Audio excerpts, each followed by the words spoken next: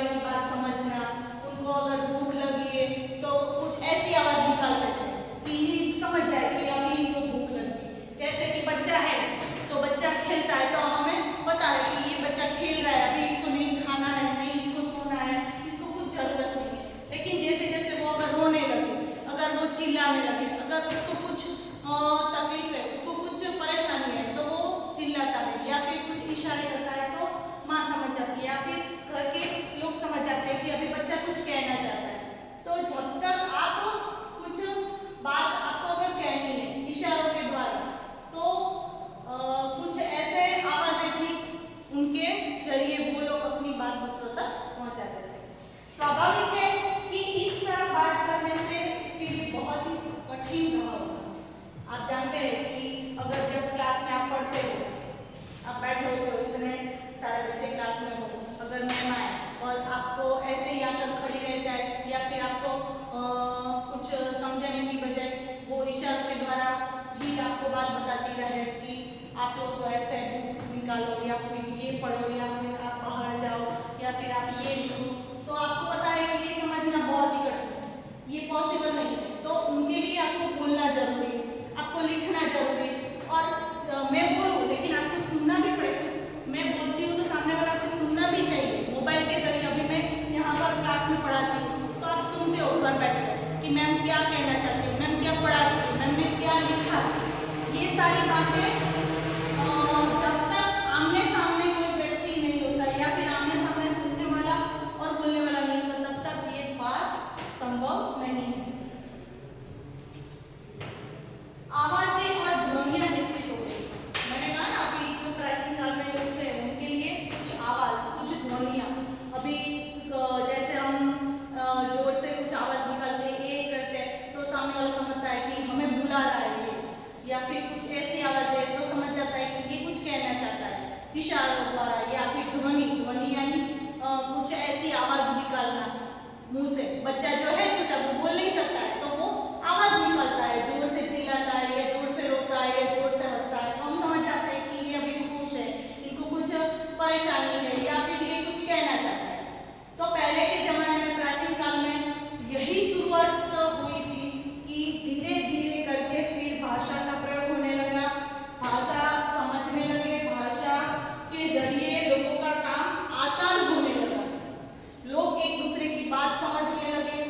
और फिर धीरे धीरे करके अभी ये जमाना है कि आप लोग घर बैठे मोबाइल के जरिए जो क्लास में हम पढ़ाते हैं, जो बोलते हैं, जो बात अब हमें कहनी है वो आप तक पहुंच जाती है।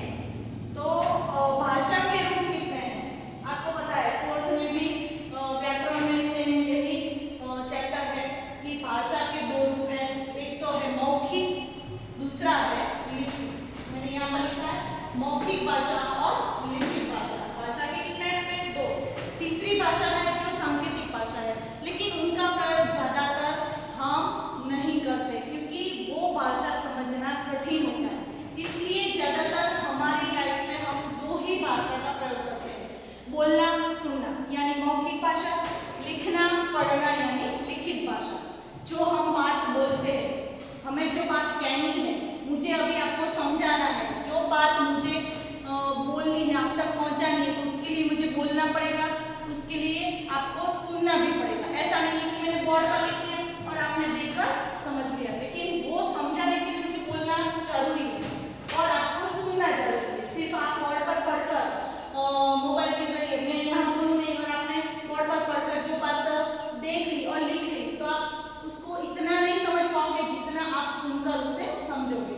जब हम क्लास में पढ़ते हैं आमने सामने तो पहले हम पाठ पढ़ाते हैं, उसको उसकी बात जो है कि वो पाठ में क्या कहना चाहते हैं वो हम आप तक पहुंचाते हैं, बात वो आपको समझाते हैं। उसके बाद हम उनका प्रश्न के उत्तर या फिर जो भी बात है, जो भी शब्द के जरिए आपको जो प्रॉब्लम है उसका सॉल्यूशन हम बोर्ड के द्वारा लिखकर हम उसका सॉल्यूशन निकालते हैं और फिर आप समझते हो, तब आपका वो पार्ट पूरा कंप्लीट माना जाता है कि आप वो बात समझ गए जो क्या कहा जाता है, पाठ में क्या कहना चाहते हैं। तो भाषा के रूप दो होते हैं, मौखिक और लिखित। मौखिक भाषा यानी जैसे कि अभी मैं क्लास में हूँ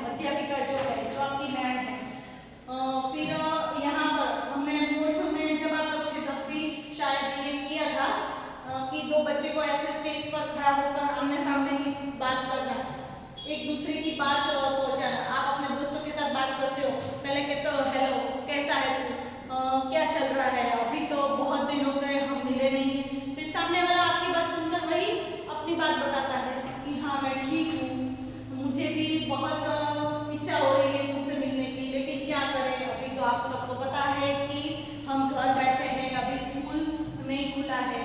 तो ये जो आमने सामने एक दूसरे के साथ बात करने का जरिया जो है, इसे मौखिक भाषा कहा जाता है। आपको पता है कि हमारे देश में बहुत सारी भाषाओं का प्रयोग होता है। हमारा देश विविधता में एकता, यानी बहुत सारी भाषाएं, अलग अलग राज्यों में अलग अलग भाषाएं बोली जाती हैं। सभी भाषाओं का प्रयोग हमारे भारत में होता है। ऐसा नहीं है अभी हम गुजरात में रह रहे तो बाहर राजस्थान से कोई आया या पंजाब से आया तो यहाँ गुजरात में आपको गुजराती बोलनी, ऐसा नहीं है। आप अपनी मर्जी से अपनी मातृभाषा, अपनी राष्ट्रभाषा, आपको जो भी भाषा आती है आप उसका प्रयोग कर सकते हैं। आपको पता है हमारी राष्ट्रभाषा हिंदी है। हर एक राज्य में आप जाओ, पूरे भारत में आप कहीं पर भी जाओ, ज्यादातर हिंदी भाषा ही बोली जाती है।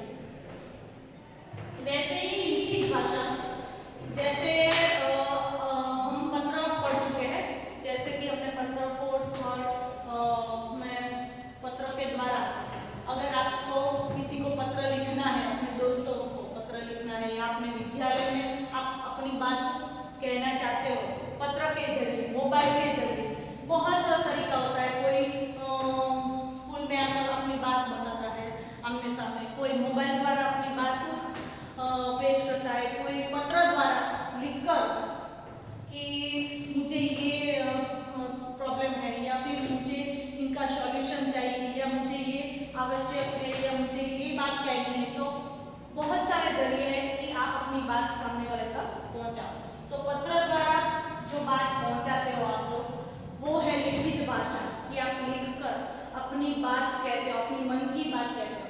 हमने पत्र आपको लिखवाया था कि आप अपने दोस्तों के साथ अपनी बातें शेयर करो, या अपने दादाजी को, या आप वैकेशन में कहीं घूमने जा रहे हो या घूम कर आए हो तो उसकी बातें जो है वो आप अपने दोस्तों के साथ शेयर करो। हमने एक 4th में पाठ पढ़ा था जम्मू कश्मीर की शेयर वाला, उसमें जो अंजना है अपने दोस्तों के साथ, वो अपने परिवार के साथ घूमकर आई है, वो अपने दोस्तों को बताती है कि वहाँ कश्मीर में है क्या, कश्मीर में आप अगर घूमने जाओ तो कौन सी जगह ऐसी है जहाँ पर आपको स्वर्ग जैसा फील हो। मतलब कि आप कोई भी बातें दूसरों तक पहुँचाना चाहते हैं तो ये जरूरी नहीं है कि आप फोन करके बात करोगे तभी आप सामने वाले को बता सकोगे कि आप क्या कहना चाहते हो। उसके लिए आपको लिखकर या फिर आप पत्र लिखो। क्लास में अगर मुझे कुछ कहना है, अगर मुझे बोलना नहीं है, मैं लिख दूँ, सीधा मैं आकर क्लास में बोर्ड पर लिख दूँ और आपको बता दूँ कि मुझे ये सारी बातें आपको बतानी है और आप ये सारी बातें देखकर पढ़ लो, लिख लो, ये भी हो सकता है। लेकिन ज़्यादातर मौखिक भाषा ही ऐसी है कि आपको समझ में जल्दी आ जाए।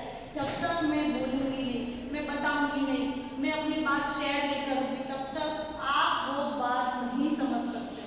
हाँ, बोर्ड पर मैंने लिखा है, आपने पढ़ लिया, आपने लिख लिया, आप समझ भी गए, लेकिन उनके लिए मुझे थोड़ा डीप में समझाना भी जरूरी है। अभी भाषाएं कितनी हैं, आपको पता है कि हमारे भारत में कितनी भाषाएं बोली जाती है, लिखी जाती है। ज़्यादातर हमारे भारत में 22 भाषाओं का प्रयोग होता है। कितनी? 22। बहुत सारी, मलयालम, उर्दू, कन्नड़, गुजराती, मराठी, तमिल, अंग्रेजी, पंजाबी, कन्नड़ भाषा, डोगरी भाषा, बोडो भाषा, बहुत सारी भाषाएं, 22 भाषाएं आपकी टेक्स्ट बुक में दी गई है पार्ट 1 में, जिसका प्रयोग होता है हमारे भारत में। कि आप अलग अलग राज्यों में जाओ, वहाँ की अलग अलग भाषाएं हैं। जैसे हमारी मातृभाषा गुजराती है, हम गुजरात में रहते हैं, तो ये जरूरी नहीं है कि हम गुजरात में रहते हैं तो हम गुजराती ही बोल सकते हैं। जो बाहर से बहुत सारे लोग यहाँ पर काम करने के लिए आते हैं, यहाँ पर रहने के लिए आते हैं, तो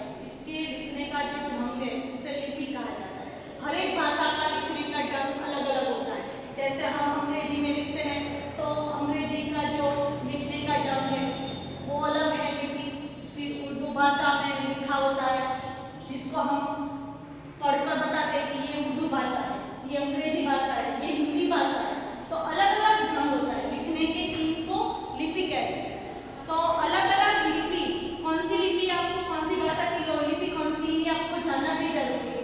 जैसे हिंदी की भाषा कौन सी लिपि में लिखी जाती है? देवनागरी लिपि में। अंग्रेजी भाषा जो है वो रोमन लिपि में। पंजाबी भाषा है वो गुरुमुखी में।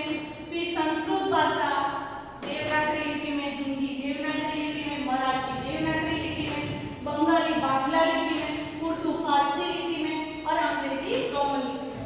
इतनी भाषा अलग अलग लिपि में लिखी जाती है। तो आपको ये जानना बहुत ही जरूरी है कि ये जो भाषा लिखने का ढंग, अगर कोई आपसे पूछे कि लिपि क्या कहा जाता है, लिपि है क्या, तो आपको ये पता होना चाहिए कि लिपि किसे कहते हैं। जो भी भाषा है वो आप लिखते हो, उसके लिखने के जो ढंग होते हैं, जो चिन्ह होते हैं, उसको लिपि कहते हैं। व्याकरण क्या है? विशेष, यानी आपको पता है कि हमारा जो भारत में हिंदी दिवस है वो कब मनाया जाता है? 14 सितंबर को हम हिंदी दिवस मनाते हैं। और हमारी हिंदी दिवस हमारा जो भारतीय संविधान, हमारा जो अभी हमारी भाषा को हमारी भाषा जो है उसको संविधान नहीं मिला है, अभी उसको मान्यता नहीं दी गई है, फिर भी हमारी राष्ट्रभाषा है क्या? हिंदी। व्याकरण, आप जानते हैं कि भाषा अपनी बात बोलकर लिखकर प्रकट करना और फिर जिस भाषा का प्रयोग करते हैं वो शुद्ध है या अशुद्ध, ये आप लोग बात ध्यान से समझना और सुनना कि जब तक आप जो बोलते हो, आप पढ़ते हो, आप लिखते हो, वो बात शुद्ध है या अशुद्ध, उसमें शब्द हो, उसमें वर्तनी हो, उसमें पदक्रम हो, उसमें पूरा वाक्य हो, वो सारी बातें शुद्ध है या अशुद्ध बातें, उसकी जानकारी आपको व्याकरण से ही प्राप्त होगी। आप पूरा पढ़ लोगे, आप समझ जाओगे, आप लिख लोगे, आप 12th पास कर जाओगे, आप आगे कॉलेज में जाओ या यूनिवर्सिटी में जाओ, कहीं भी जाओ, लेकिन जब तक आप लोग व्याकरण नहीं सीखते, व्याकरण की जानकारी नहीं होती, तब तक आपका जो भी भाषा का ज्ञान है वो अधूरा है। उसके लिए हमें भाषा का ज्ञान होना जरूरी है। कुछ ऐसे शब्द होते हैं जो जब हम क्लास में होते हैं या फिर अपने दोस्तों के साथ होते हैं, अपने घर में होते हैं, तो कुछ ऐसे शब्द भी होते हैं जिसको हम बोलते हैं तो कभी कभी हमें लगता है या सामने वाले को ऐसा लगता है कि इसने कुछ गलत शब्द बोल दिया या फिर ये कुछ समझ के बाहर का है। तो व्याकरण में हमें शुद्ध जानकारी मिलती है व्याकरण से कि हम जो बोल रहे हैं, हम जो लिख रहे हैं, हम जो समझा रहे हैं, हम समझ रहे हैं, वो शुद्ध भाषा है या अशुद्ध। तो इसके लिए हमें व्याकरण के नियमों का ज्ञान होना बहुत ही जरूरी है। हम अपनी भाषा का प्रयोग जो है वो अपने व्याकरण के द्वारा कर सकते हैं। जैसे अशुद्ध शब्द पूरा वाक्य जो है यहाँ पर मैंने बोर्ड पर लिखा है, फिर उसका प्रकार कि कौन से प्रकार से वो अशुद्ध है वाक्य, और फिर उसका शुद्ध वाक्य करके हमने यहाँ पर लिखा हुआ है। पहला है गाय दूध देता। आपको पता है गाय दूध देता है, मुझे मेरे को ये पसंद नहीं, मेरे को नहीं खाना। कुछ बातें ऐसी है हम बोलते तो है लेकिन हमें पता नहीं चलता कि हमने कौन से शब्द का प्रयोग किया, वो शब्द सही है या नहीं है। तो ये जानकारी अगर आपको चाहिए, और ये जानकारी जब तक आप प्राप्त नहीं करोगे तब तक आपकी पढ़ाई अधूरी है। चाहे वो आप कोई भी क्लास में पढ़ते हो, चाहे आप गुजराती मीडियम में पढ़ो, चाहे इंग्लिश मीडियम में पढ़ो, चाहे आप कहीं पर भी जाओ, आप कहीं पर भी जाओ, कोई भी राज्य में जाओ, कोई भी देश में जाओ, तो आप जब तक सही ढंग से आप व्याकरण नहीं पढ़ते, पढ़ा हुआ जो है वो आप सही है या गलत, जब तक वो जानकारी आपको प्राप्त नहीं होती तब तक आपकी पढ़ाई अधूरी मानी जाती है। मतलब कि गाय दूध देता है, इनमें से कौन सा वो प्रकार है, कौन सा वो शब्द है जो अशुद्ध है? पता है आपको? गाय दूध देता है। लिंग, लिंग परिवर्तन, मतलब कि हमने पढ़ा है लिंग, स्त्रीलिंग और पुल्लिंग। गाय कौन सी लिंग में? गाय स्त्रीलिंग है, मतलब दूध देता है नहीं होता।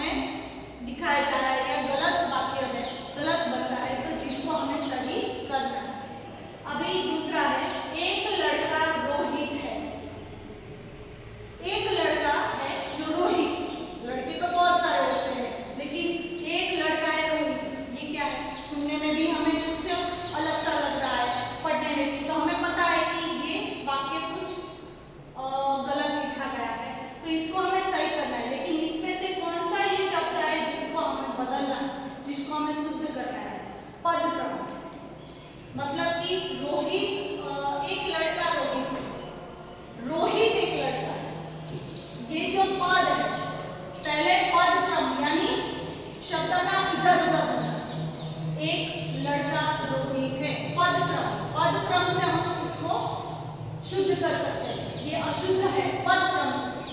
तो रोहित एक लड़का है, रोहित है वो एक लड़का है, या फिर अवनी एक लड़की है, या फिर मुझे क्लास में जाना है, क्लास में जाना है मुझे। मतलब क्या हुआ, पद इधर उधर हो गया है, इसका मतलब है कि पद सही नहीं, अशुद्ध है, या फिर पद का इधर उधर हो जाना वाक्य अशुद्ध कहलाता है। इसको हम शुद्ध करेंगे कैसे, सही पद को क्रम में लाएंगे, सही शब्द को क्रम में हम लाएंगे, तभी वो सही वाक्य बनेगा, शुद्ध वाक्य बनेगा। यदि रोहित एक लड़का है। अभी तीसरा है मेरे को बहुत काम। अब जानते हो क्लास में कभी हम एक दूसरे से बात करते हैं तो कुछ बच्चे ऐसे होते हैं जो कभी कुछ गलत वर्ड्स उनके मुंह से निकल जाते हैं, गलत शब्द का प्रयोग होता है, गलत वाक्य होता है, तो हम तुरंत कहते हैं कि ये तू जो बोल रहा है या बोल रही है वो गलत शब्द है।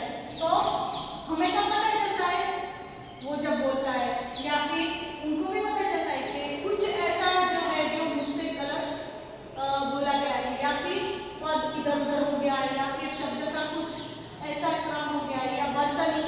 तो मेरे को बहुत काम है, इसमें से क्या गलत है, शब्द मेरे को नहीं, मुझे बहुत काम है। मेरे को का क्या मतलब है, अशुद्ध शब्द है, मुझे बहुत काम है, मेरे पास अभी समय नहीं है, या फिर मेरे को तुझसे काम है, मेरे को बाहर जाना है। ये जो शब्द है, शब्द की अशुद्धता जो है वो गलत है, उसको हमें शुद्ध करना है। यानी मुझे बहुत काम है, मुझे तेरे से कुछ काम नहीं, मुझे तुझसे कुछ काम है, या मुझे तुझे कुछ कहना है, मुझे बाहर जाना है, मुझे कुछ चाहिए, मेरे को कुछ चाहिए, मेरे को कहीं जाना है, मेरे को कुछ कहना है। ये अशुद्ध वर्तन जो सुनने में हमें पता चल जाती है कि हम जो सुन रहे हैं या हमसे कुछ जो बोला गया है वो अशुद्ध है।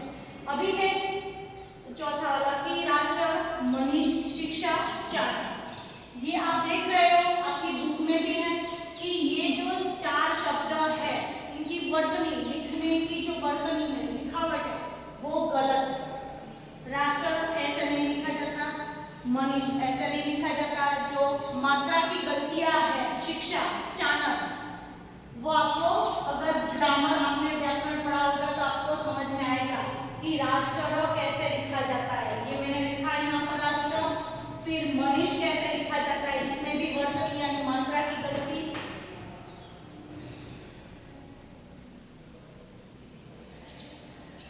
सॉरी, यहाँ की मात्रा ऐसे आती है। फिर शिक्षा चाणक, शिक्षा मैंने यहाँ लिखा है शुद्ध वर्तनी करके, और चांद, चाणक नहीं चांद।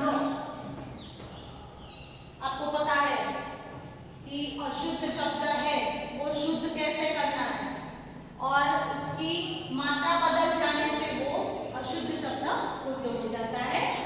फिर हम पढ़ेंगे कि भाषा भाव, भाव के विचारों का आदान प्रदान यानी भाषा कहलाता है। भाषा के दो रूप होते हैं, मौखिक और लिखित। मैं ये पूरा पाठ का जो रिवीजन है, पूरा पाठ जब तक अब तक मैंने जो समझाया है आपको, वो फिर से आपको दोहराती हूँ कि भाषा क्या है, भाषा का बोलना क्यों जरूरी है, भाषा के कितने रूप है।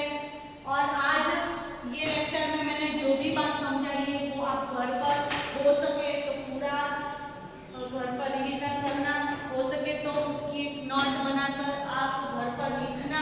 आपके टेक्स्ट बुक में अभ्यासक्रम है। अभी जो मैंने यहाँ पर अशुद्ध और शुद्ध भाषा जो है वो आपको समझाया, हो सके तो कुछ और बाहर से वाक्य या कुछ और शब्द लेकर उसका शुद्ध शब्द बनाने की कोशिश करना। और अगर आपको जो बात नहीं समझ में आई हो उसकी एक नोट बनाकर उसको अंडरलाइन करके जब भी हम हमारा स्कूल चालू होगा या फिर हम आमने सामने क्लास में बैठेंगे तो हम जो बात है आपको जो नहीं समझ में आई हो वो क्लास में जब आप हम क्लास में हमारे आमने सामने बैठे होंगे तब वो बात हम उनका सॉल्यूशन उसके निकालेंगे। लेकिन उनके लिए अभी तो हमें कब स्टार्ट होगा वो आपको भी पता है कि अभी कुछ तय नहीं है, लेकिन मोबाइल के जरिए जितना हो सके उतना मैं पढ़ाने की कोशिश कर रही हूँ, समझाने की कोशिश कर रही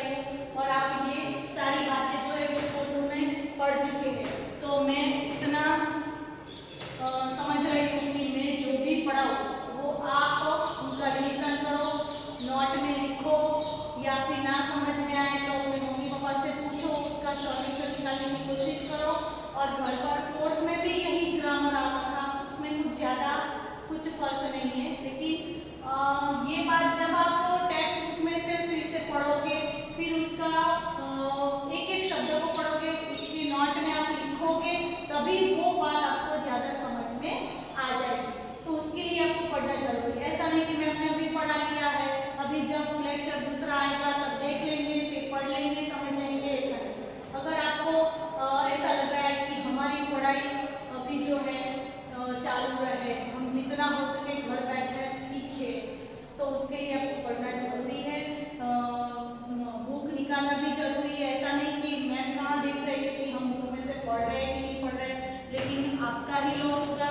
तो मैं चाहती हूँ कि आप, अगर आपके पास टेक्स्ट बुक है तो आप उनको लेकर बैठो। जब भी मैं यहाँ पढ़ाऊँ, जो भी चैप्टर पढ़ाऊँ, वो आप बुक निकाल कर उसके जरिए आप यहाँ से बात, बोर्ड में से भी मैं जितना हो सके उतना धीरे धीरे पढ़ाऊँगी, लिखवाऊँगी, कि ताकि आपको वो बात समझ सको, या फिर जो भी लिखाती हूँ वो आप लिख सको। अगर कुछ ऐसी बातें हैं जो समझ में नहीं आ रही है तो उसका भी सॉल्यूशन हो जाएगा। लेकिन आप